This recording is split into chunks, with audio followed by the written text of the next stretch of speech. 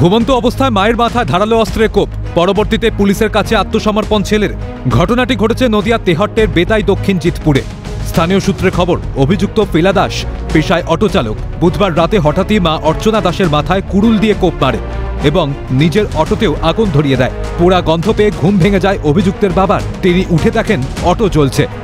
আগুন নিভিয়ে ঘরে যেতেই দেখেন স্ত্রী রক্তাক্ত অবস্থায় মেঝেতে পড়ে কাতরাচ্ছেন।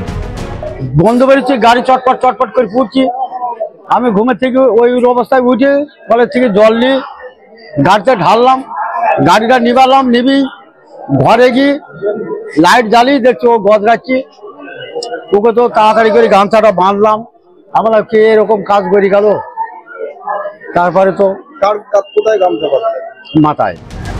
গুরুতর জখম অবস্থায় তড়িঘড়ি বৃদ্ধাকে উদ্ধার করে নিয়ে যাওয়া হয় তিহট্ট মহকুমা হাসপাতালে ও অবস্থার অবনতিতে স্থানান্তরিত করা হয় শক্তিনগর জেলা হাসপাতালে। অন্যদিকে টহলরত পুলিশের কাছে আত্মসমর্পণ করে অভিযুক্ত ছেলে। ওই ব্যক্তি মানসিক ভারসাম্যহীন বলে দাবি পরিবারের।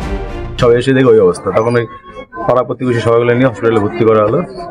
পরবর্তীতে শোনা গেল যে ছেলেটা কুড়ুলটা নিয়েই ওই আমাদের পাশে বাস স্ট্যান্ডের কাছে যে বিশ্রামাগার আছে ওখানে বসেছিল। ওই ইতিমধ্যে রাস্তাতে পুলিশ ভ্যান যখন যাচ্ছিল, ওর নিজেকে দাঁড় করিয়ে বলছে আমি আমার মাকে কুড়ুল মেরেছি, আমার মা বাঁচবে না, তখন নিজেই ধরা দিয়েছে। উনি নিজের ইচ্ছায় মারেনি, ওনার মাথায় বিশাল খারাপ করছিল, হয়তো ওদের গাড়িটা পুড়িয়ে দিয়েছে, তারপরে ওনার মাথা মনে মেরেছে, কিন্তু আমি তো ওখানে ছিলাম না। ইতিমধ্যেই ঘটনার তদন্ত শুরু করেছে তিহট্ট থানার পুলিশ। ছেলের এই কর্মকাণ্ডে স্তম্ভিত সকলেই। প্রসেনজিৎ বিশ্বাসের রিপোর্ট, ক্যালকাটা নিউজ।